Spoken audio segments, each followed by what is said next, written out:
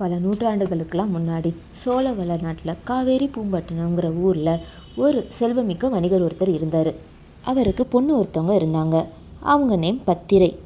இந்த உலகத்தில் அழகு, அறிவு, தைரியம் இந்த 3 ஒரே பொண்ணுக்கிட்ட இருந்தால் அவளோட வாழ்க்கை சாதாரணமாக இருக்குமா?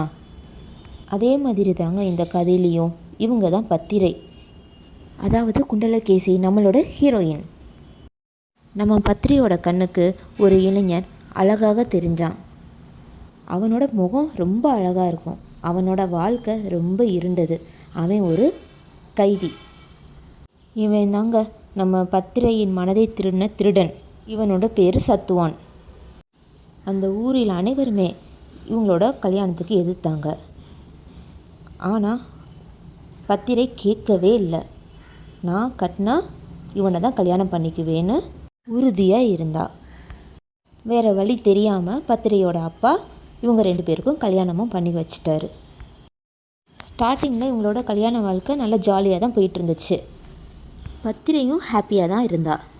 அவளுக்கு ரொம்ப சந்தோஷம், ரொம்ப ஹாப்பியாக ஃபீல் பண்ணான்.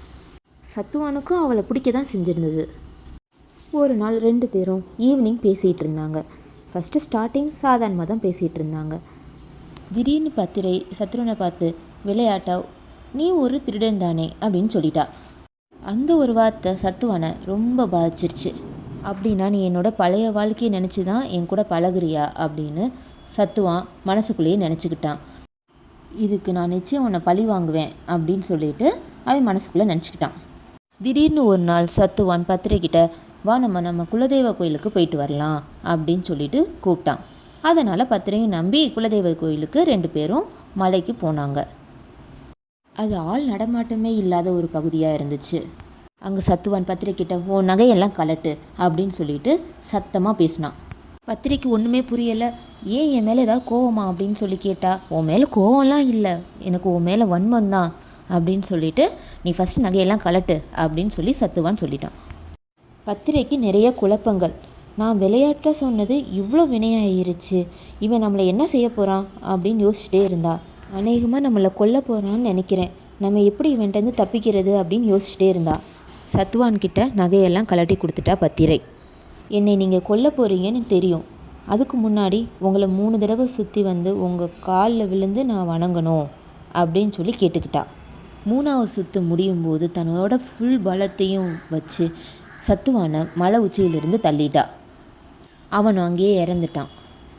இவளுக்கு என்ன பண்ணணும்னு தெரியவே இல்லை, ஒன்றுமே புரியவும் இல்லை. அவள் மறுபடியும் காவேரி பூம்பட்டினமும் போகலை, கால் போன போக்கிலே போனான். அவளோட முடியை மட்டையால் சிரைச்சிட்டா. அவளுக்கு அந்த கூந்தல் சுறுசுறுலாக வளர ஆரம்பிச்சிது. அதனால தான் அவளை குண்டலகேசி அப்படின்னு சொல்லி சொன்னாங்க. இப்படியே தனது கால் போன போக்கில் நடந்த குண்டலகேசி வழியில் சில புத்த மத துறவிகளை சந்தித்து அவர்களின் போதனைகளை கவனிக்க அவளுக்கு புத்தரின் மீதும் புத்த சமயத்தின் மீதும் பற்று உண்டாயிடுச்சு. அதனால் அந்த மதத்தை பின்பற்றி துறவரம் பூண்டாள். இப்படியே அவளோட வாழ்க்கையும் முடிஞ்சிருச்சு. ஆக காதலால் திருத்தி கொள்ளலாம் என்ற நம்பிக்கையில் ஒரு திருடனை மணந்து கொண்டு அதே காதல் வெறுத்து போக புத்த மதத்துக்கு துறவரம் சென்ற ஒரு பெண்ணின் கதையை சொல்லும் காப்பியம்தான் குண்டலகேசி. இந்த வீடியோ உங்களுக்கு பிடிச்சிருக்குன்னு நினைக்கிறேன். நம்ம நெக்ஸ்ட் வீடியோவில் பார்க்கலாம். தேங்க்யூ.